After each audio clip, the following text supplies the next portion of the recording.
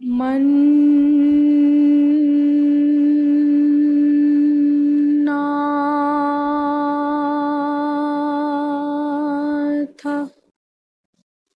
श्री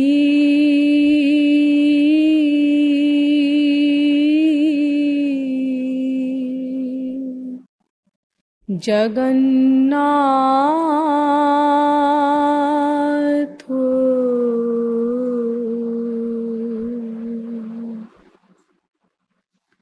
मद्गुरु श्री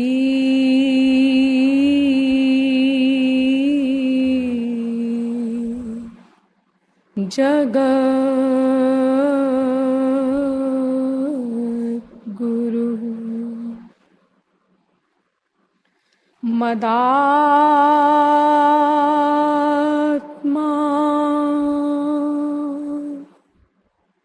सर्वभूतात्मा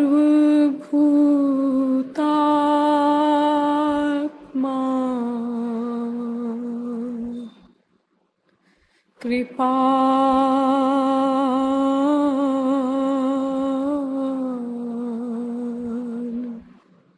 गुरवे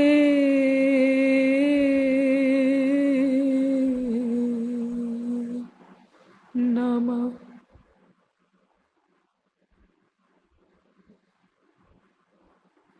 तत्व जिज्ञासु महानुभाव, दैनिक नियमानुसार पहले कुछ देर श्री हरि नाम संकीर्तन कर लीजिए, पश्चात विषय प्रारंभ किया जाएगा। भजो गिरिधर गोविंद गोपाला,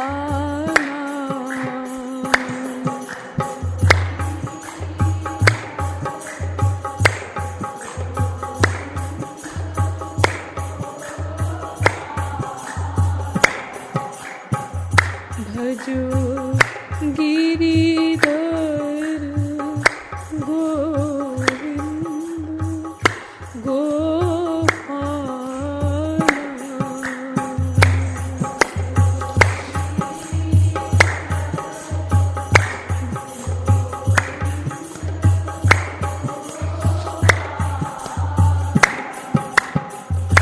भजो गिरिधर गोविंद गोपाला,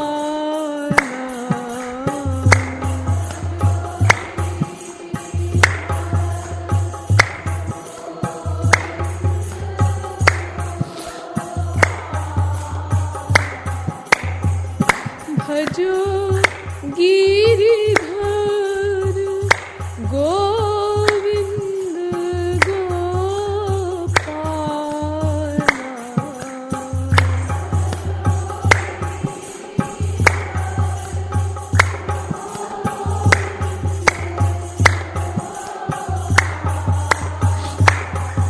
रे भजो मुरली मनोहर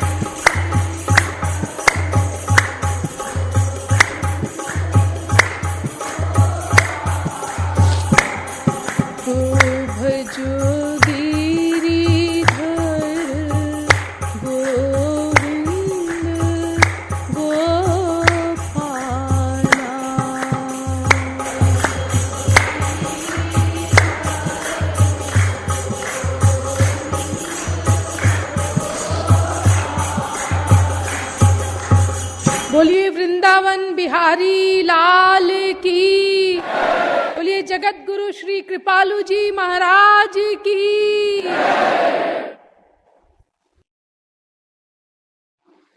अब आप लोग कृपया समाहित चित्त होकर बैठ जाएं। अब तक आप लोगों को यह बताया गया कि आनंद प्राप्ति जो जीव का परम चरम लक्ष्य है, भगवत प्राप्ति से ही हो सकती है, क्योंकि आनंद और ईश्वर ये एक ही पर्सनैलिटी के दो नाम हैं। ईश्वर प्राप्ति के लिए ईश्वर को जानना होगा, लेकिन जब जानने के लिए हम शास्त्रों वेदों में गए तो पता चला कि ईश्वर प्राकृत इंद्रिय मन बुद्धि से सर्वथा परे है। इसीलिए महानतम बुद्धिमान भी उसको नहीं जान सकते। हम लोग निराश हुए, लेकिन पुनः शास्त्रों वेदों ने बताया कि यद्यपि ईश्वर इंद्रिय मन बुद्धि का विषय नहीं है, फिर भी उसको गधा भी जान सकता है यदि वो किसी पर अपनी कृपा कर दे, अर्थात कृपा द्वारा अपनी अचिंत्य अलौकिक दिव्य महाशक्ति प्रदान कर दे। पश्चात आपको बताया गया कि ईश्वर की कृपा का आधार ईश्वर की शरणागति है, और शरणागति मन को करनी है, क्योंकि प्रत्येक कार्य का कर्ता केवल मन ही होता है।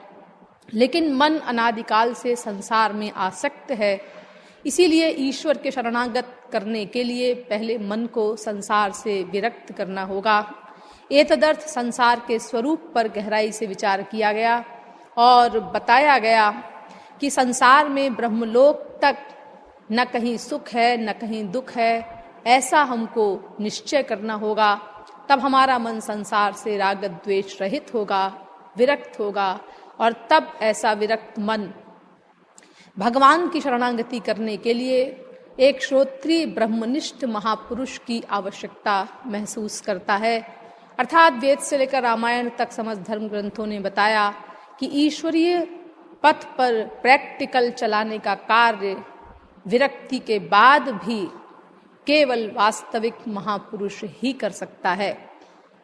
अतएव महापुरुष तत्व पर भी सविस्तार विचार किया गया। पश्चात आपको ईश्वर प्राप्ति के ईश्वरी शरणागति के 3 मार्ग बताए गए, कर्म मार्ग, ज्ञान मार्ग एवं भक्ति मार्ग। कर्म के विषय में आपको ये बताया गया कि ईश्वर भक्ति रहित कर्म धर्म सर्वथा निंदनीय है, लेकिन ईश्वर भक्ति युक्त कर्म धर्म अर्थात मन से निरंतर कोई ईश्वर भक्ति करे, तब उसको ईश्वर प्राप्ति हो सकती है। पश्चात ज्ञान के विषय में आपको बताया गया कि शाब्दिक ज्ञान, आत्मज्ञान एवं परमात्मक ज्ञान, ये 3 प्रकार का ज्ञान होता है। शाब्दिक ज्ञान ईश्वर भक्ति के अभाव में मिथ्याभिमान पैदा करके जीव का पतन कर देता है, इसीलिए वो तो निंदनीय है। लेकिन जो ज्ञानी ईश्वर भक्ति करता है उसे ज्ञान योगी कहते हैं, वो निंदनीय नहीं है।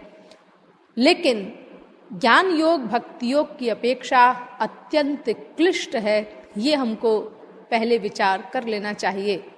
आपको पहली कठिनाई ज्ञान मार्ग की बताई गई कि ज्ञान का अधिकारी बनना ही अत्यंत कठिन है, क्योंकि साधन चतुष्टय संपन्न व्यक्ति ही ज्ञान मार्ग का पहला अक्षर सुनने का अधिकारी होता है। दूसरी ओर भक्ति मार्ग का अधिकारित्व सभी के पास है, क्योंकि नाति सक्त नाति विरक्त जीव भक्ति मार्ग का अधिकारी होता है। पश्चात आपको बताया गया कि ज्ञानी का पग पग पर पतन होता है, क्योंकि भगवान उसका योग क्षेम वहन नहीं करते, लेकिन भक्त की रक्षा भगवान स्वयं करते हैं, इसीलिए उसके पतन का प्रश्न ही पैदा नहीं होता। पश्चात अंतिम अंतर बताया गया कि निर्गुण निर्विशेष निराकार ब्रह्मानंद को प्राप्त कर लेने वाले पूर्ण काम परम निष्काम योगी इंद्र अमलात्मा परमहंस भी सगुण सविशेष साकार भगवान के प्रेमानंद में बरबस विभोर हो जाते हैं, जिससे सिद्ध होता है कि निर्गुण निर्विशेष निराकार ब्रह्म के आनंद ब्रह्मानंद से सगुण सविशेष साकार भगवान के आनंद प्रेमानंद में कुछ विशेष वैलक्षण्य अवश्य है। इस प्रकार भक्ति ही सर्वोपरि तत्व सिद्ध हुआ। और आपको पिछले प्रवचन में वेद से लेकर रामायण तक समस्त धर्म ग्रंथों के ढेरों प्रमाण देकर के ये बताया गया कि भक्ति से ही हमारा परम चरम लक्ष्य हल होगा। इसके अतिरिक्त 5 उपाय होते हैं जिनसे किसी भी साधन की वैधता का निर्णय किया जाता है कि ये साधन सही है या नहीं। ये हमारे लक्ष्य तक हमको पहुंचा सकता है या नहीं। तो उन 5 उपायों से भी आज मैं आप लोगों के समक्ष ये सिद्ध करूंगी कि भक्ति के अलावा कोई और मार्ग दूसरा है ही नहीं जो माया निवृत्ति करा सके, परमानंद प्राप्ति करा सके, हमारे परम चरम लक्ष्य की प्राप्ति करा सके। हमारा परम चरम लक्ष्य क्या है? एक वाक्य में अपने स्वामी की नित्य सेवा प्राप्त करना, श्री कृष्ण की नित्य सेवा प्राप्त करना। क्यों? इसीलिए कि हम श्री कृष्ण के नित्य दास हैं, ये हमारा वास्तविक स्वरूप है।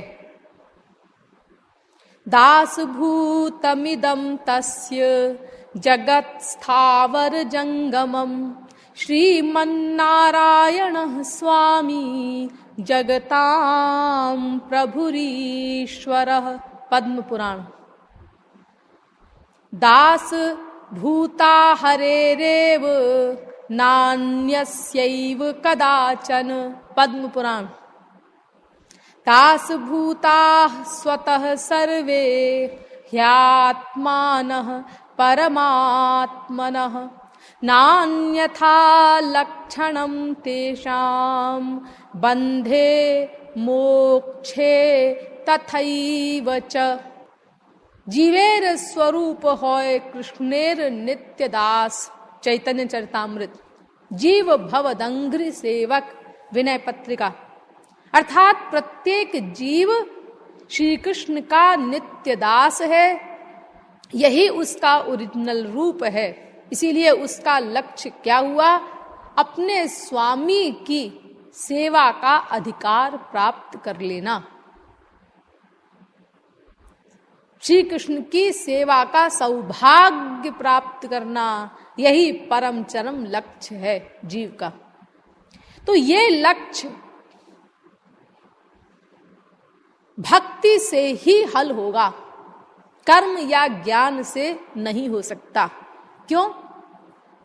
अब वो 5 उपाय साधन की वैधता का निर्णय करने के लिए जो बताए गए हैं न्याय दर्शन में, उनके द्वारा मैं आपके समक्ष सिद्ध करूंगी इस बात को। पहला उपाय मैंने उस दिन इशारा किया था, एंड में आपको बताए थे। पहला उपाय है अन्वय विधि। अर्थात क्या इस मार्ग से लक्ष्य प्राप्त हो जाएगा?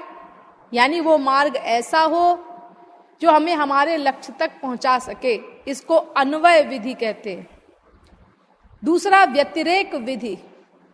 अर्थात वो मार्ग ऐसा हो जिससे न जाने पर हमें हमारे लक्ष्य की प्राप्ति हो ही न सके। नंबर 3 अन्य निरपेक्षता। वो मार्ग ऐसा होना चाहिए जिसे किसी अन्य मार्ग की सहायता की अपेक्षा न हो। नंबर 4 सार्वत्रिकता। वो मार्ग ऐसा हो जिसके सब अधिकारी हो, सबके लिए सुलभ हो। और नंबर 5 सदातनत्व। वो मार्ग ऐसा हो जो निरंतर हमारे साथ रहे और सदा रहे। अब इन 5 उपायों से देखो, पहले कर्म के विषय में विचार करते हैं। कर्म हमें हमारे लक्ष्य तक पहुंचाएगा या नहीं? नंबर 1, क्या कर्म से हमारे लक्ष्य की प्राप्ति हो जाएगी? अन्वय नहीं, कर्म से हमारे लक्ष्य की प्राप्ति नहीं हो सकती। क्यों? अरे आपको बताया गया है बहुत विस्तार से। आज मैं केवल इशारा मात्र करूंगी, क्योंकि मैं डिटेल में कर्म और ज्ञान के विषय में आप लोगों को बता चुकी हूं। वेद कहता है प्लवा ह्येते अदृढ़ा यज्ञ रूपाह। मुंडकोपनिषद पहले मुंडक के दूसरे खंड का 7वां मंत्र। अविद्यायामन्तरे वर्तमानाः स्वयं धीराः पंडितं मन्यमानाः दन्द्रम्यमानाः पर्यन्ति मूढ़ा अंधे नैव नीयमाना यथांधाः। मुंडकोपनिषद पहले मुंडक के दूसरे खंड का 8वां मंत्र। अविद्यायां बहुधा वर्तमाना वयं कृतार्था इत्यभिमन्यन्ति बालाः यत् कर्मिणो न प्रवेदयन्ति रागात् तेनातुराः क्षीणलोकाश्च्यवन्ते। मुंडकोपनिषद पहले मुंडक के दूसरे खंड का 9वां मंत्र।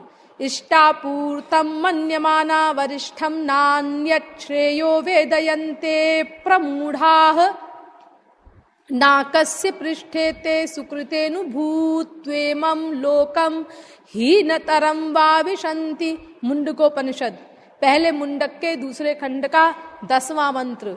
परीक्ष लोकान् कर्मचितान् ब्राह्मणो निर्वेद मायान् नास्त्य कृतेन तद्विज्ञानार्थं स गुरुमेवाभिगच्छेत् समित्पाणिः श्रोत्रियं ब्रह्मनिष्ठम। मुंडकोपनिषद पहले मुंडक के दूसरे खंड का 12वां मंत्र। ये देखिए वेद निषेध कर रहा है, सैकड़ों मंत्र हैं कि कर्म धर्म के द्वारा हमारे लक्ष्य की प्राप्ति नहीं हो सकती, माया निवृत्ति तक नहीं होगी, कर्म तो बहुत से बहुत स्वर्ग ले जाएगा, बस इसके आगे और कुछ नहीं दे सकता। तो कर्म अन्वय विधि से फेल हो गया, और जब अन्वय विधि से फेल हो गया तो फिर बाकी 4 जो उपाय हैं उनसे तो अपने आप फेल हो गया। व्यतिरेक भी गया, क्योंकि व्यतिरेक में क्या है कि क्या कर्म के द्वारा ही लक्ष्य की प्राप्ति होगी? अगर हम कर्म मार्ग से न जाएं तो क्या हमें हमारा लक्ष्य नहीं मिलेगा? अरे जब लक्ष्य ही नहीं प्राप्त हो सकता कर्म के द्वारा, तो फिर इस प्रश्न का सवाल कहां उठता है? ये वाक्य आएगा कहां से कि क्या कर्म के द्वारा ही लक्ष्य की प्राप्ति होगी? अगर अन्वय विधि से कर्म सिद्ध हो जाता कि हाँ कर्म हमारे लक्ष्य की प्राप्ति करा सकता है, तब तो व्यतिरेक आता कि क्या कर्म से ही लक्ष्य की प्राप्ति होगी। लेकिन जब कर्म लक्ष्य ही नहीं प्राप्त करा सकता, तो फिर क्या कर्म के बिना हमारे लक्ष्य की प्राप्ति नहीं होगी? ये प्रश्न आएगा कहां से? इसका प्रश्न सवाल ही नहीं उठता। इसीलिए व्यतिरेक भी गया। और क्या कर्म को लक्ष्य की प्राप्ति कराने में किसी अन्य मार्ग की सहायता की आवश्यकता है? ये भी गया। अरे वो लक्ष्य की ही नहीं प्राप्ति करा सकता, बात ही खत्म हो गई। और क्या कर्म में सदातनत्व है? अरे नहीं, सदातनत्व कहां? कर्म तो स्वर्ग पहुंचाएगा और मर जाएगा, बस उसके बाद लौट आया कर्म। अब आप जानिए और आपका स्वर्ग जाने। आपने जो कर्म किया था, हमने उसके फल के रूप में, उस पुण्य के परिणाम स्वरूप आपको स्वर्ग पहुंचा दिया। 10 दिन के लिए, 10 साल के लिए, 100 साल के लिए, 1000 साल के लिए। तावत प्रमोदते स्वर्गे यावत पुण्यम समाप्यते। भागवत 11वें स्कंद के 10वें अध्याय का 26वां श्लोक। ते तम भुक्त्वा स्वर्गलोकम विशालम क्षीणे पुण्ये मर्त्यलोकम विशन्ति। गीता 9वें अध्याय का 21वां श्लोक। अब आप रहिए उतने दिन तक स्वर्ग, और उसके बाद जब आपका भोग समाप्त हो जाएगा तो फिर आप चले जाइएगा कुत्ता बिल्ली गधा सुअर बनने के लिए। हीन तरम वा विशन्ति, हमारी ड्यूटी खत्म। अरे हमने इतने पुण्य किए थे, इतने दान किए थे, इतने व्रत किए थे, अरे तो उसका मिल तो गया आपको फल। अब वो कर्म गया, वो सब बेकार हो गया। हमने जो किया था, हाँ वो सब गया, आपने उसका फल ले लिया ना। आपने दिन भर काम किया था, मजदूरी की थी, हमने आपको 100 रुपए दे दिए, बात खत्म, हिसाब किताब बराबर। तो कर्म में सदातनत्व तो कहाँ है बेचारे में? उसकी तो अपनी लाइफ टेम्परेरी है, तो सदातनत्व तो भी नहीं है। और कर्म क्या सबके लिए है? सार्वत्रिकता नहीं। सबके लिए कहाँ है? अरे उसमें विधि होती है बड़ी कठिन। देशे काले उपायेन द्रव्यम श्रद्धा समन्वितम पात्रे प्रदीयते यत् सकलम धर्म लक्षणम। 6 विधियां कर्म में। षड्भिः संपद्यते धर्मस्तेति दुर्लभतराः कलौ। धर्मशास्त्र। धर्मः संपद्यते षड्भिरधर्मस्तु विपर्ययः। भागवत। अश्रद्धया हुतं दत्तं तपस्तप्तं कृतं च यत् असदित्युच्यते पार्थ न च तत्प्रेत्य नो इह। गीता 17वें अध्याय का 28वां श्लोक।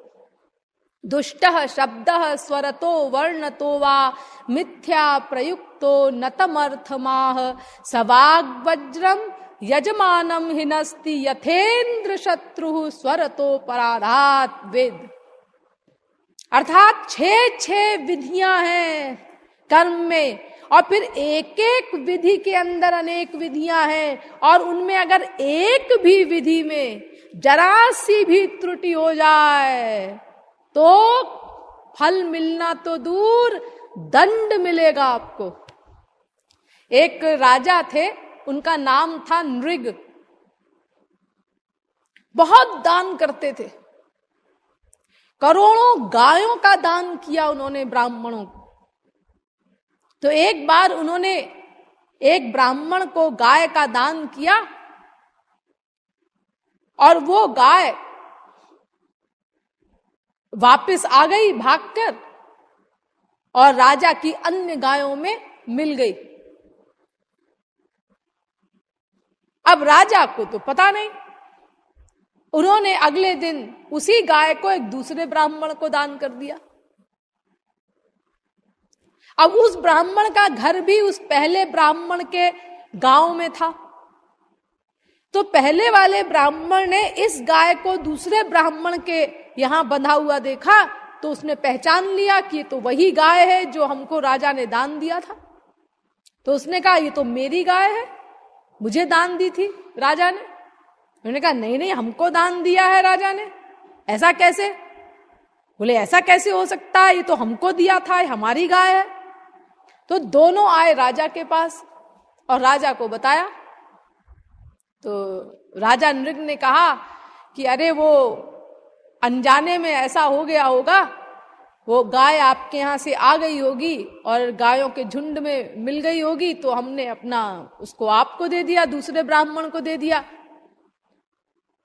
तो आप उस ब्राह्मण से, दूसरे ब्राह्मण से रिक्वेस्ट की राजा ने कि आप इस गाय को पहले वाले ब्राह्मण को लौटा दें, क्योंकि हमने तो उन्हीं को दान दिया था, ये अनजाने में हो गया, और इसके बदले में आप 10 गाय 20 गाय जितनी गाय चाहें ले लें हमसे। और उन्होंने कहा नहीं नहीं, ये तो प्रतिष्ठा का प्रश्न है, हम और गायें क्यों लें? जो आपने हमको दान दी थी हम तो वो ही लेंगे, उसी पे हमारा अधिकार है।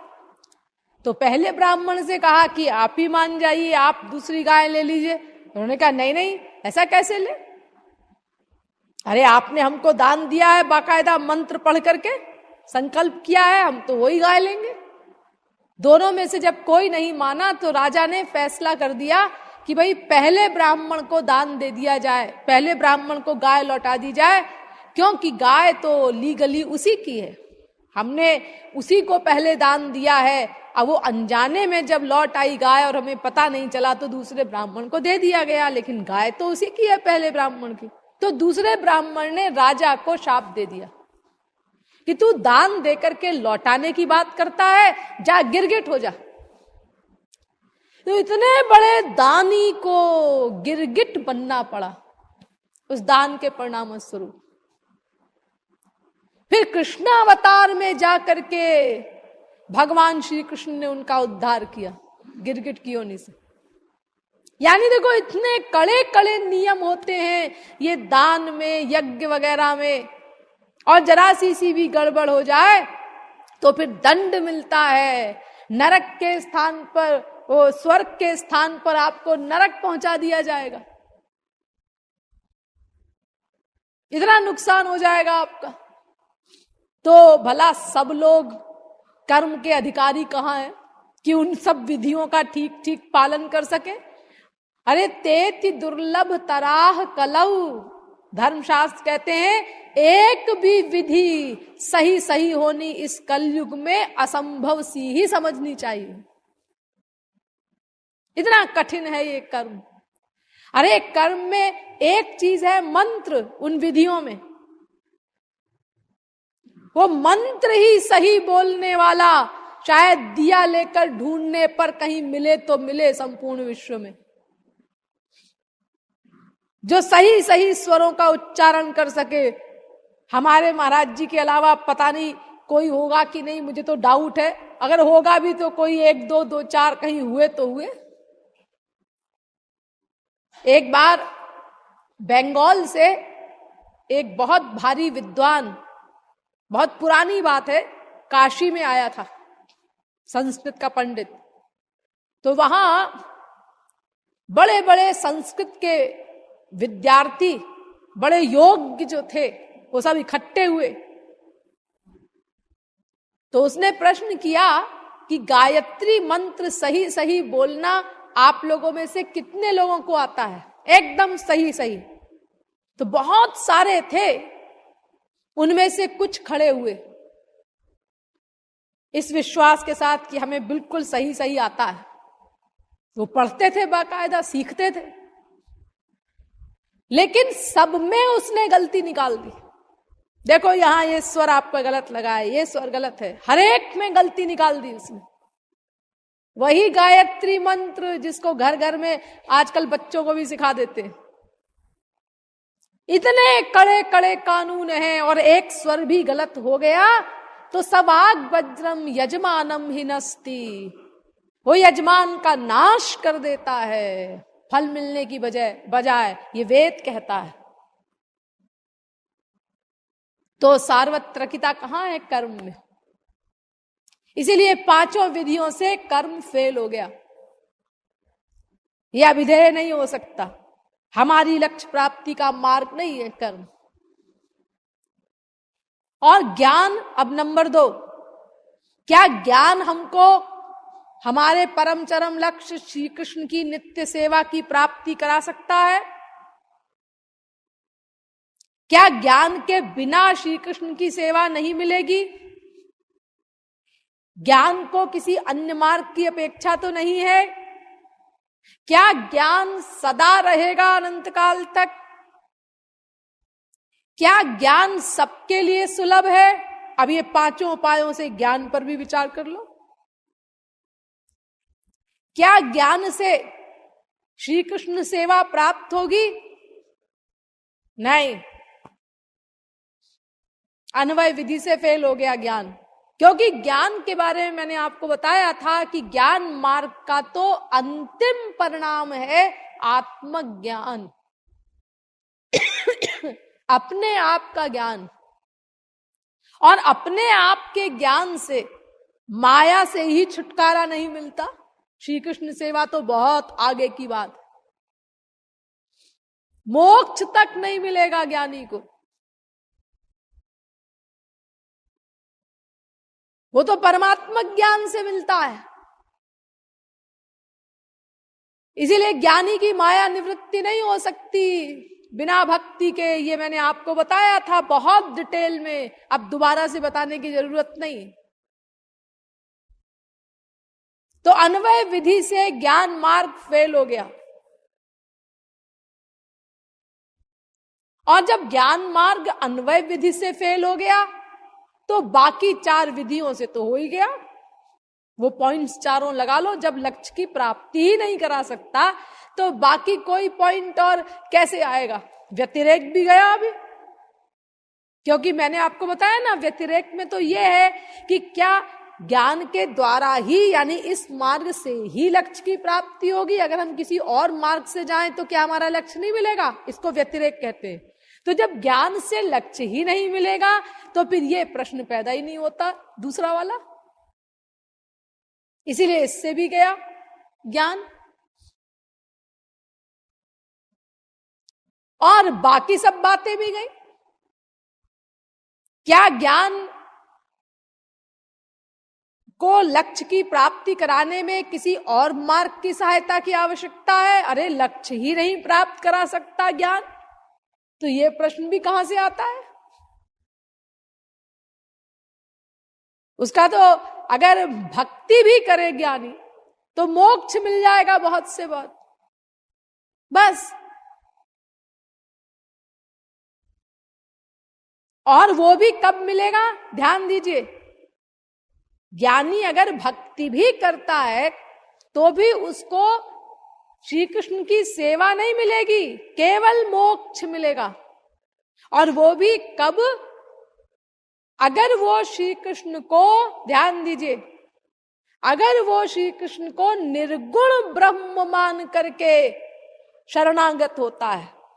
कुछ ज्ञानी लोग श्री कृष्ण को मायोपाधि विशिष्ट ब्रह्म मानते हैं, अर्थात सात्विक माया से युक्त है ब्रह्म श्री कृष्ण, ऐसा मानते हैं। और कुछ ज्ञानी कहते हैं कि नहीं, वो गुणातीत निर्गुण ब्रह्म है, योग माया से युक्त है, माया से युक्त नहीं है। जिसको भगवान श्री कृष्ण ने कहा ना हम प्रकाशः सर्वस्य योग माया समावृतः, मैं योग माया के पर्दे में हूं, इसलिए मुझे कोई जान नहीं पाता। 7वें अध्याय का 25वां श्लोक। तो इस योग माया के सेंस को न समझ करके कुछ ज्ञानियों के आचार्यों ने कहा कि श्री कृष्ण माया विशिष्ट ब्रह्म है। तो जो श्री कृष्ण को माया विशिष्ट ब्रह्म मान करके उनके शरणागत होगा, उसकी माया निवृत्ति नहीं होगी, उसे मोक्ष नहीं मिलेगा। जो उनको गुणातीत निर्गुण ब्रह्म मान करके उनके शरणागत होगा, उसको मोक्ष मिलेगा। निर्गुण माने क्या होता है? यस्तु निर्गुण इत्युक्तः शास्त्रेषु जगदीश्वरः प्राकृतैर हेय संयुक्तैर गुणैर हीनत्वमुच्यते। पद्म पुराण। अर्थात माया के तीनों गुणों से रहित प्लस दिव्य गुण युक्त, उसको निर्गुण कहते हैं। इस परिभाषा से युक्त अगर कोई मानेगा श्री कृष्ण को और उनकी शरणागति करेगा, तब उसको मोक्ष मिलेगा। मोक्ष मिलेगा तब भी श्री कृष्ण सेवा रूपी लक्ष्य की प्राप्ति नहीं होगी उसको। क्योंकि मोक्ष में क्या होता है?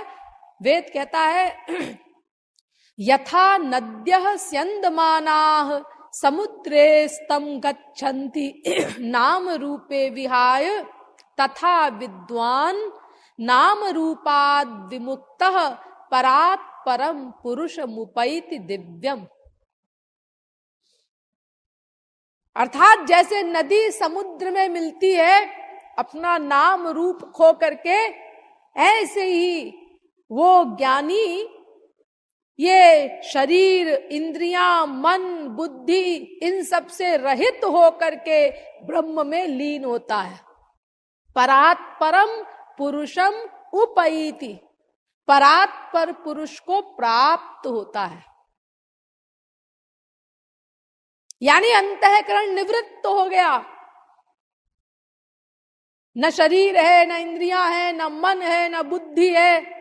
तो जब अंतःकरण की ही निवृत्ति हो गई तो मैं दास हूं, वे मेरे स्वामी हैं, इस भाव की रसानुभूति से भी वंचित हो गया और श्री कृष्ण की सेवा मिलने का प्रश्न ही नहीं पैदा होता। वो भी अनंत काल के लिए गई, क्योंकि अब कुछ है ही नहीं उसके पास, शरीर, इंद्रियां आदि, सदा को वंचित हो गया। तो देखो लक्ष्य की प्राप्ति नहीं हुई, मोक्ष मिलेगा बस बहुत से बहुत। अगर वो भक्ति भी करता है तो भी, क्योंकि वो मोक्ष कामी है ना। अकामः सर्व कामो वा मोक्ष काम उदारधीः। भागवत 2 स्कंद के 3 अध्याय का 10वां श्लोक। एक अकाम होते हैं, यानी जो निष्काम भाव से अपने को दास मानकर और श्री कृष्ण को स्वामी मानकर उनके शरणागत होते हैं, ये असली उपासक हैं भगवान के। और सर्व काम होते हैं दूसरे, ये सकाम भक्त है, ये निंदनीय है। और तीसरे होते हैं मोक्ष काम, ये ज्ञानी है, ये मोक्ष की कामना से शरणागति करते हैं, भक्ति करते हैं। इनको मोक्ष मिल जाएगा बस, और उसके बाद भगवान कहते हैं जाओ छुट्टी, उससे अधिक और कुछ नहीं मिलेगा इनको। तो देखो, ज्ञान मार्ग से हमें हमारे लक्ष्य की प्राप्ति नहीं हो सकती।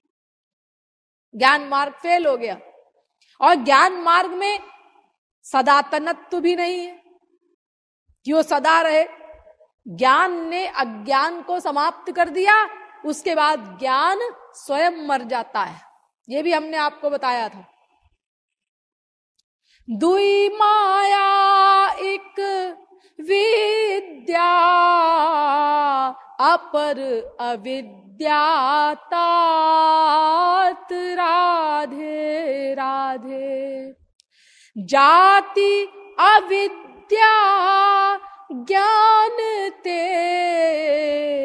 विद्या भक्ति ही जात राधे राधे। भक्ति शतक। 2 माया होती है, एक अविद्या माया और एक विद्या माया। तो अविद्या माया को ज्ञान समाप्त करता है। ज्ञान मार्ग का अंतिम परिणाम क्या? अविद्या माया को समाप्त कर देना। लेकिन विद्या माया को समाप्त नहीं कर सकता ज्ञान, उसको समाप्त करती है भक्ति। तो ज्ञान ने अज्ञान को नष्ट किया, विद्या ने अविद्या को नष्ट किया, और उसके बाद विद्या को भक्ति ने नष्ट किया। यानी अज्ञान का दुश्मन ज्ञान और ज्ञान की दुश्मन भक्ति। यानी अज्ञान को समाप्त करके ज्ञान स्वयं भी मर गया, उसको नष्ट किया भक्ति ने। ज्ञान ने अपना अस्तित्व ही खो दिया। तो उसमें सदातनत्व कहाँ है बेचारे में? क्योंकि तभी तो मोक्ष हुआ उस, जब ज्ञान ने अज्ञान को समाप्त कर दिया और फिर उस ज्ञान को भक्ति ने समाप्त कर दिया, तब मोक्ष मिलेगा ज्ञानी को। तो ज्ञान तो मर गया, उसमें सदातनत्व कहाँ है बेचारे में? इसलिए इस विधि से भी ज्ञान फेल हो गया। और 5वीं है सार्वत्रकिता। क्या ज्ञान सबके लिए सुलभ है? अरे नहीं, सबके लिए कहां सुलभ होगा भाई। आपको बताया था ना हमने, निर्विण्णा नाम ज्ञान योग। भागवत 11वें स्कंद के 20वें अध्याय का 7वां श्लोक। शांतो दांत उपरतस्तितिक्षुः।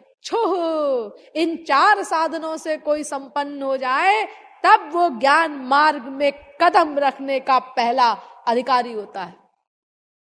इतना कठिन अधिकारित्व है, तो भला सब अधिकारी कहाँ हैं? आज 6 से 7 अरब के बीच में जो लोग हैं संपूर्ण विश्व में, शायद उनमें 6-7 भी ना होंगे ज्ञान मार्ग के अधिकारी। और ये भी मैं लिहाज करके बोल रही हूं, वास्तव में तो शायद एक भी ना मिले। तो सार्वत्रकिता भी नहीं। यानी ये 5 उपायों से ज्ञान मार्ग भी फेल हो गया। और देखिए, जितनी बातें मैंने आपको बताई हैं ज्ञान मार्ग के विषय में, ये सब योग मार्ग के विषय में भी समझे रहिएगा। क्योंकि योग मार्ग वास्तव में अलग से कोई मार्ग नहीं है, वो ज्ञान मार्ग की एक शाखा कह सकते हैं आप। ज्ञान मार्ग का ही सहयोगी मार्ग है।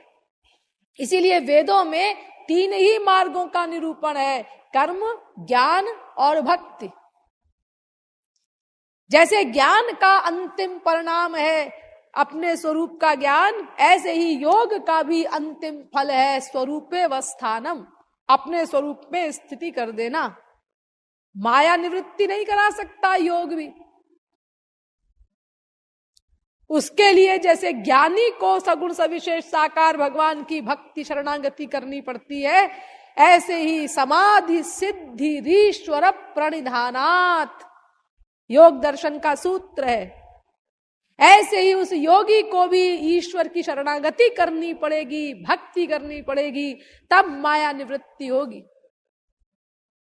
अरे योग माने क्या?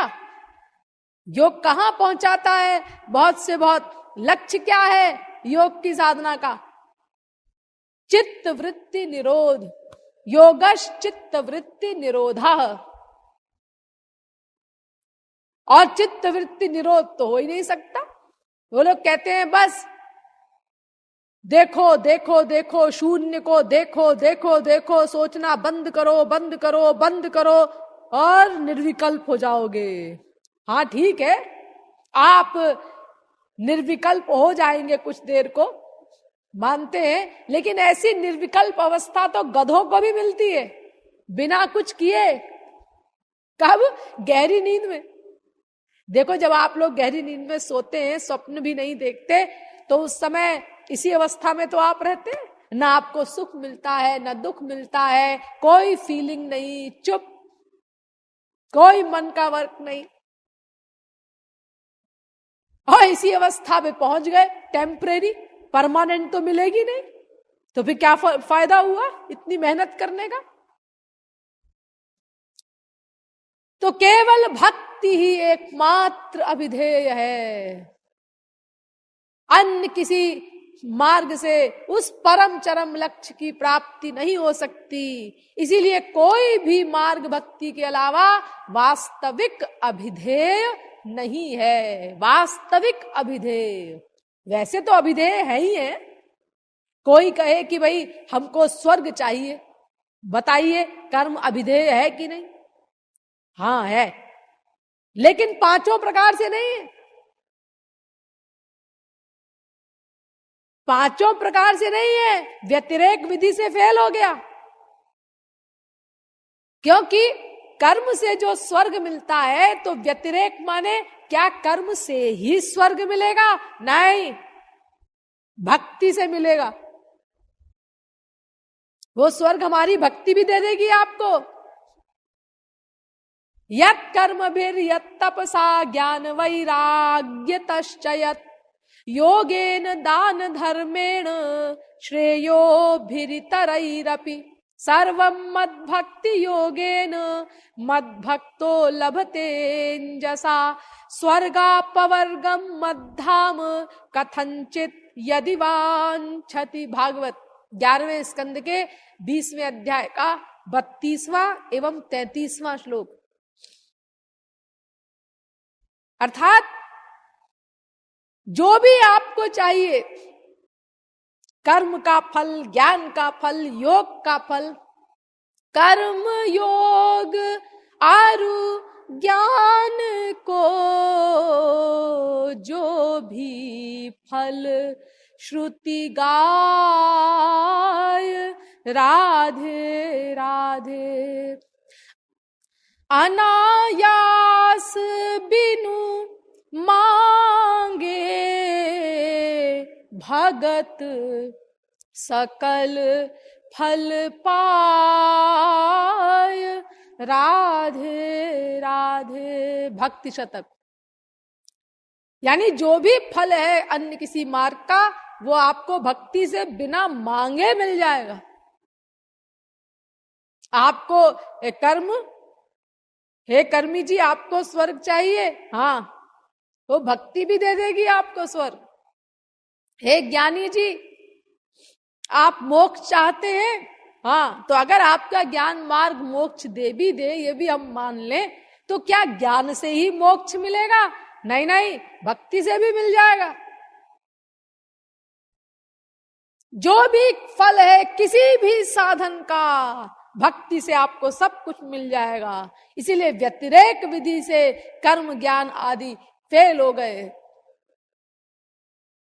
यानी जो अपने अपने चीज वो वास्तविक लक्ष्य से तो प्राप्त करा ही नहीं सकते, पांचों विधियों से फेल हो गए। लेकिन अगर कोई कहे स्वर्ग जाने के लिए तो कर्म अभिधेय है, तो उसका हम उत्तर दे रहे हैं कि ये अपना अपना जो इनका चीज है लिमिटेड फल, उसकी प्राप्ति कराने में भी ये वास्तविक अभिधेय नहीं है। क्योंकि अभिधेय में तो पांचों चीजें आती हैं, पांच पांच शर्तें आती हैं, तो पांचों शर्तों से ये फेल हो गए। तो इस प्रकार केवल भक्ति ही वास्तविक अभिधेय है। उस लक्ष्य की प्राप्ति तो केवल भक्ति से ही होगी। उस लक्ष्य की प्राप्ति को लक्ष्य में रख करके अभिधीयते अनेन इति अभिधेयम, अर्थात जिससे वास्तविक लक्ष्य की प्राप्ति हो उसी को अभिधेय कहते हैं। इस परिभाषा के अनुसार वास्तविक अभिधेय केवल भक्ति ही है, क्योंकि जो पांच पांच शर्तें हैं अभिधेय का निर्णय करने के लिए, वो अन्य किसी मार्ग पर लागू नहीं होती। कोई मार्ग उन कसौटियों पर खरा नहीं उतरता, और जब कोई मार्ग कसौटियों पर खरा नहीं उतरता तो ऑटोमेटिकली सिद्ध हो जाता है कि भक्ति ही खरी उतरती है, भक्ति ही अभिधेय है। अरे देखो भाई, यूं समझो कि जैसे तीन लड़के खड़े हैं, अब उनमें एक रमेश है पक्के तौर पर, लेकिन हमें पता नहीं है कि इनमें कौन सा है वो रमेश। तो हमने पूछा, भाई ये लड़का रमेश है क्या? नहीं जी, ये दिनेश है। अच्छा, तो फिर ये लड़का रमेश है क्या? नहीं, ये सुरेश है। तो अगर एक दिनेश है और एक सुरेश है तो अब एक ही लड़का बचा, तो सिद्ध है कि वो रमेश है, उसके बारे में पूछने की जरूरत ही नहीं। तो ऐसे ही जब कर्म से भी हमारा लक्ष्य नहीं हल हो सकता, ज्ञान भी अभिधेय नहीं, तो इसका मतलब भक्ति अभिधेय है ही, ये सिद्ध हो गया। फिर भी उन पांचों उपायों से भी मैं सिद्ध करने जा रही हूं कि भक्ति ही अभिधेय है। पहला अन्वय, क्या भक्ति से ही लक्ष्य की प्राप्ति होगी? बिल्कुल, भक्ति से ही लक्ष्य की प्राप्ति होगी। भक्ति रेवैनम नयति, भक्ति रेवैनम पश्यति, भक्ति रेवैनम दर्शयति, भक्ति वशः पुरुषो भक्ति रेव भूयसी। वेद कहता है भक्ति ही जीव को भगवान तक ले जाती है। लेकिन जी हम तो भगवान को देखना चाहते हैं। हाँ, तो भक्ति रेवैनम पश्यति, जो जो तुम भगवान तक, भगवान से संबंधित चाहते हो, वो सब केवल भक्ति से ही संभव होगा। भक्त्या त्वनन्यया शक्य अहमेवं विधोर्जुन, ज्ञातुम द्रष्टुम च तत्वेन प्रवेष्टुम च परंतप। गीता 11वें अध्याय का 54वां श्लोक। मुझे जानना चाहो या मुझको देखना चाहो या मुझ में लीन होना चाहो, कोई भी तुम्हारा ईश्वरीय लक्ष्य, माया से परे वाला लक्ष्य, वो भक्ति से ही हल होगा और किसी उपाय से नहीं। ना हम वेदैर न तपसा न दानेन न चेज्जया शक्य एवं विधो द्रष्टुम दृष्टवा न सीमाम यथा। गीता 11वें अध्याय का 53वां श्लोक। भक्त्याहमेकया ग्राह्यः श्रद्धयात्मा प्रियः सताम, भक्ति पुनाति मन्निष्ठा स्वपाकानपि संभवात्। भागवत 11वें स्कंद के 14वें अध्याय का 21वां श्लोक। एकया भक्त्या, एकमात्र भक्ति से ही तुम्हारे लक्ष्य की प्राप्ति होगी। ये भगवान श्री कृष्ण स्वयं बता रहे हैं उद्धव को। मैं केवल भक्ति से मिल सकता हूं और कोई उपाय नहीं। नहीं जी, असंभव संभव हो जाए, लेकिन बिना भक्ति के और किसी उपाय से लक्ष्य की प्राप्ति नहीं हो सकती। कमठ पृष्ठ बरु जामहि बारा, बंध्या सुत बरु काहू ही मारा, फूलहि नभ बरु बहुविधि फूला, जीव न लह सुख हरि प्रतिकूला। अंधकार बरु रवि न सावे, विमुख राम न जीव सुख पावे, हिमते अनल प्रगट बरु होई, विमुख राम सुख पाव न कोई। वारी मथे बरु होय घृत, सिकता ते बरु तेल, बिनु हरि भजन न भव तरिय, यह सिद्धांत अपेल। केवल भक्ति से ही और किसी उपाय से नहीं, चाहे सारी असंभव बातें संभव हो जाएं, लेकिन भक्ति के बिना और किसी साधन से लक्ष्य की प्राप्ति नहीं हो सकती। यानी व्यतिरेक विधि से भी भक्ति ही खरी उतरती है। व्यतिरेक माने क्या? भक्ति से ही लक्ष्य की प्राप्ति होगी, अगर हम किसी और मार्ग से जाएं तो लक्ष्य की प्राप्ति नहीं होगी ना। वारी मथे बरु होए घृत, पानी को मत करके घी भले ही निकाल ले कोई, बालू को पिरवा के तेल भले ही निकाल ले, लेकिन भक्ति के अलावा माया निवृत्ति हो जाए किसी और साधन से, ये अनंत काल तक कभी संभव नहीं हो सकता। तो भक्ति ही एकमात्र मार्ग है। मिला ही ना रघुपति बिनु अनुरागा, किए जोग जप ज्ञान विरागा। अब तीसरी, क्या भक्ति में सदातनत्व है? हाँ, भक्ति में ही सदातनत्व है। ज्ञान मरे दे मुक्ति पद, कर्म मरे दे स्वर्ग राधे राधे। अमर रहे एक भक्ति ही, चाहन स्वर्ग अपवर्ग राधे राधे। भक्ति शतक। केवल भक्ति ही एकमात्र अमर चीज है, वो कभी नहीं मरती, सदा रहती है। आप गोलोक जाएंगे, वहां भी पीछे पीछे भक्ति रहेगी आपके। अमृत स्वरूपाच, नारद भक्ति दर्शन में नारद जी ने भी एक सूत्र बनाया कि भक्ति अमृत स्वरूप है, इसकी कभी मृत्यु नहीं होती।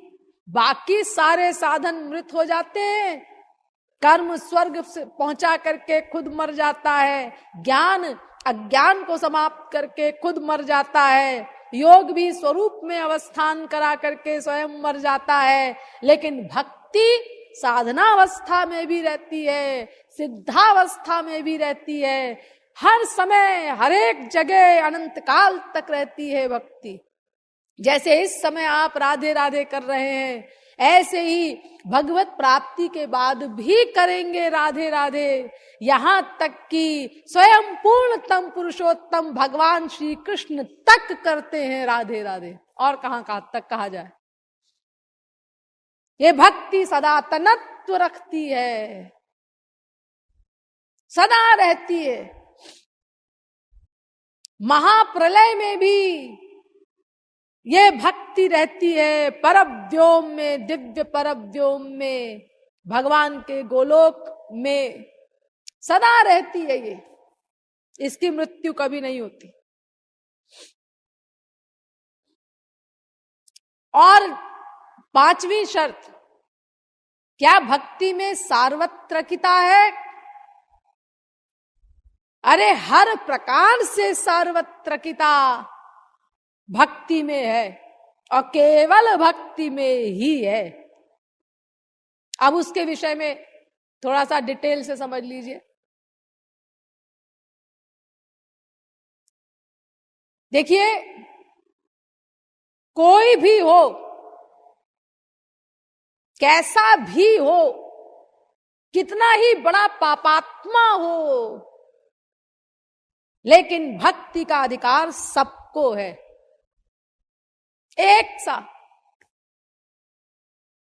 माम ही पार्थ व्यपाश्रित्य ये पिस्यु पापयोनयः स्त्रियो वैश्यास्तथा शूद्रास्ते यान्ति परांगतिम। गीता 9वें अध्याय का 32वां श्लोक।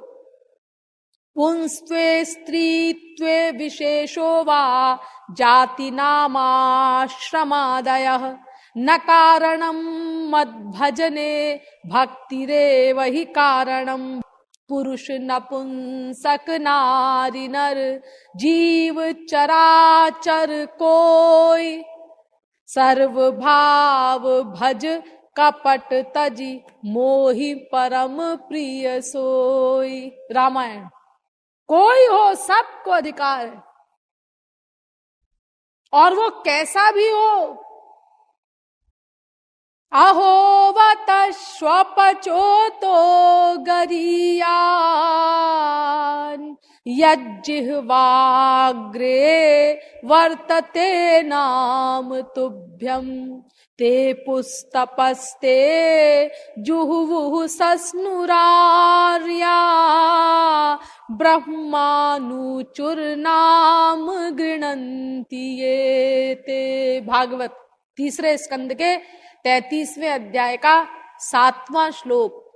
सर्वधर्म बहिर्भूतः सर्व पाप रतस्तथा मुच्यते नात्र संदेहो विष्णोर्नामानुकीर्तनात्। वो चांडाल हो, सब धर्मों से रहित हो, समस्त पापों से युक्त हो, कितना ही बड़ा पापात्मा हो, वो वाल्मीकि भी क्यों ना हो, अंतिम रिकॉर्ड, अंतिम एग्जाम्पल। देखो, भक्ति ने उसको भी अधिकार दे दिया। सबको अधिकार है भक्ति का, एक सा। कोई भी हो, भगवान कहते हैं सब मेरे दास हैं, सब मेरे बच्चे हैं, लायक नालायक कोई हो, कैसा भी हो, सब आओ भक्ति करो, सबको अधिकार एक सा है, बस वो जीव होना चाहिए। गौरांग महाप्रभु तो कहते हैं पशु पक्षी कीट आदि बोली ते ना पारे, सुनी लेई होरी नाम तारा सब तरे। अरे पशु पक्षी तक भक्ति मार्ग के अधिकारी हैं, मनुष्य की कौन कहे। चराचर सब जीव गोविंद राधे, भक्ति पथ के अधिकारी बता दे। राधा गोविंद गीत। तो जब चराचर सब जीव भक्ति मार्ग के अधिकारी हैं, तो फिर मनुष्यों की कौन कहे। उसमें क्या डाउट रह गया, वो तो सब अधिकारी होंगे ही। सर्वेधिकारिणो यत्र हरि भक्तौ यथा नृप। पद्म पुराण। सब अधिकारी हैं।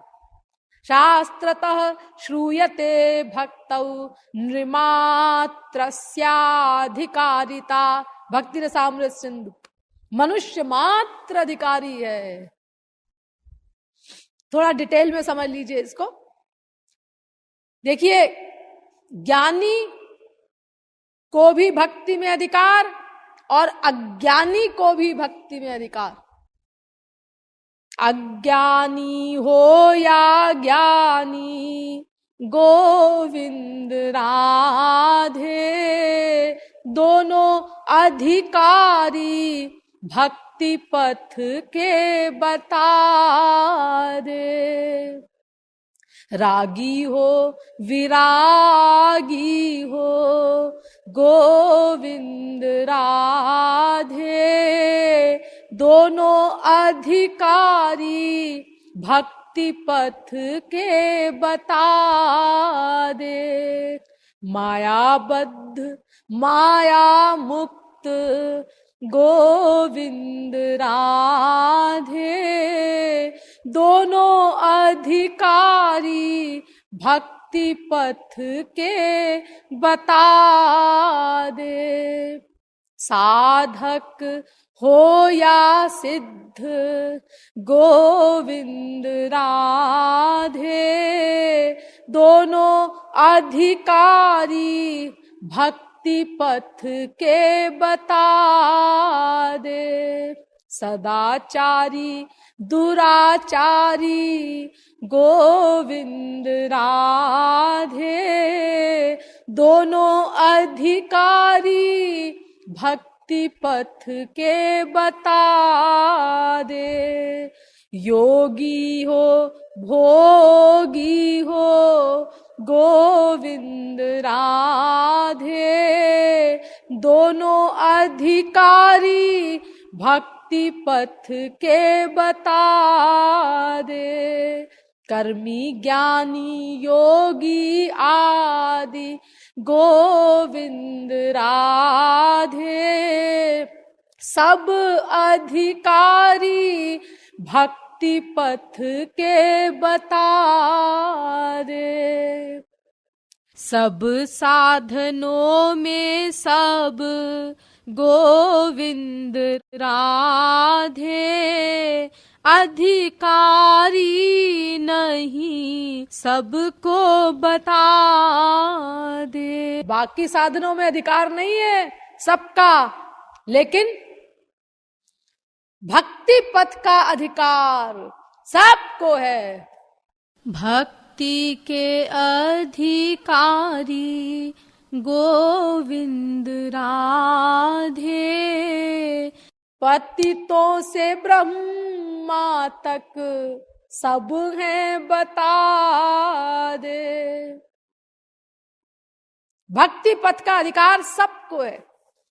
राधा गोविंद गीत। आप थोड़ा सा इसको डिटेल में समझ लीजिए। देखिए, पहला, ज्ञानी में भी भक्ति, अज्ञानी में भी भक्ति, दोनों को अधिकार। ज्ञात्वा ज्ञात्वाथ ये वै माम यावान यश्चास्मि यादृशः भजन्त्यनन्य भावेन ते मे भक्त तमामताः। भागवत। अर्थात चाहे जान करके भक्ति करो, चाहे अनजान में भक्ति कर लो, दोनों को भगवत प्राप्ति होगी। दोनों को बराबर अधिकार है भक्ति में। देखो, ज्ञानी को भक्ति, ज्ञानी में भक्ति बता रहे हैं। भगवान कहते हैं गीता में, यो मामेवम सम्मूढ़ो जानाति पुरुषोत्तमम् स सर्वविद भजति माम सर्वभावेन भारत। 15वें अध्याय का 19वां श्लोक। यानी ज्ञानी जो पूर्ण ज्ञानी बन जाता है, वो सब प्रकार से, सब भावों से मेरी ही भक्ति करता है। अरे तो करेगा ही। जब उसको पूरा पूरा पता चल गया कि भगवान ही उसके स्वामी हैं और वो उनका दास है, तो उनकी ही तो भक्ति करेगा। फिर वो क्या माया की भक्ति करेगा उसके बाद? तो देखो, ज्ञानी में भी भक्ति और अज्ञानी की भी भक्ति उसी प्रकार है। तम्मे निरे बला मूढ़ाः स्त्रैणं चानुव्रतं रहः। भागवत। पहले स्कंद के 11वें अध्याय का 39वां श्लोक। और इसी प्रकार मत कामा रमणम जार मस्वरूप विदो बलाः ब्रह्म माम परमं प्रापुः संगाच्छत सहस्रशः। भागवत 11वें स्कंद के 12वें अध्याय का 13वां श्लोक। यानी द्वारिका की रानियां और करोड़ों गोपियां ये जानती नहीं थी कि श्री कृष्ण कौन है, वो भगवान है, ये ज्ञान नहीं था। बस प्यार कर लिया उनकी सुंदरता पर मोहित होकर के। बस वो ये समझती थी कि जैसे मैं इनके लिए व्याकुल रहती हूं, इनको देखने के लिए, इनके शब्द आदि सुनने के लिए, ऐसे ही ये भी मेरे लिए व्याकुल रहते हैं।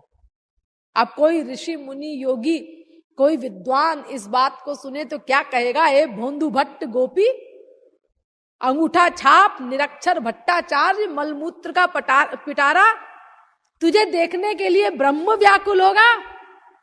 क्या बकबक करती है? ए पंडित जी, अपना पोथी पत्रा साइड में ही रखो, समझ में आया? और जाकर अपने ब्रह्म से पूछो मैं जो कुछ कह रही हूं वो ठीक है कि नहीं। किसकी हिम्मत है जो इसको गलत कह दे? क्योंकि भगवान का ही कानून है, ये यथा माम प्रपद्यन्ते तांस तथैव भजाम्यहम। गीता 4 अध्याय का 11वां श्लोक। अर्थात जो जीव जिस भाव से, जिस प्रकार, जितनी मात्रा में मुझसे प्यार करता है, मैं भी उस जीव से उसी भाव से, उसी प्रकार, उतनी ही मात्रा में प्यार करता हूं। ये कानून है भगवान का। ये कानून क्यों बनाया भगवान ने? ये कृपा के कारण बनाया। तो अगर कृपा के कारण बनाया आपने, तो कानून। अब आप फंस गए। तो इसीलिए अब आपको इस कानून के अनुसार, जैसे हम आपके दर्शन के लिए, आपके स्पर्श के लिए व्याकुल होते हैं, उतनी मात्रा में आपको भी हमारे दर्शन, स्पर्श आदि की व्याकुलता होगी। हाँ भाई, होती है। बिल्कुल बराबर का नपा तुला हिसाब किताब है। जितना जीव उनके शब्द, स्पर्श, रूप, रस, गंध पाने के लिए व्याकुल होता है, जितनी मात्रा में, उतनी मात्रा में उस जीव का शब्द, स्पर्श, रूप, रस, गंध पाने के लिए भगवान भी व्याकुल होते हैं। काश कि भगवान के इस कानून पर हम लोगों का विश्वास हो जाता, तो हम भगवान से प्यार करते, अघाते नहीं। फिर इन स्वार्थी खून चूसने वालों से प्यार करते हम। लेकिन हम मनन नहीं करते इन शास्त्रों की बातों को, बार बार गहराई से चिंतन करके इसको अपनी बुद्धि में बैठाते नहीं। इसीलिए हम आगे नहीं बढ़ पाते ईश्वरी जगत में, और इन स्वार्थी लोगों से ही प्यार करते रहते हैं। ऐसे अकारण करुण भगवान से, जिसका हमसे कोई स्वार्थ नहीं, फिर भी वो हमारे प्यार की मात्रा के अनुसार हमसे प्यार करता है। जितने आंसू हम बहाते हैं उतना वो भी हमारे लिए बहाता है। जितने व्याकुल हम होते हैं उसके लिए उतना वो भी व्याकुल होता है। ऐसे भगवान से हम प्यार नहीं करते। कितने अभागे। तो देखो, ज्ञानी में भी भक्ति और अज्ञानी में भी भक्ति, दोनों को बराबर अधिकार है भक्ति का।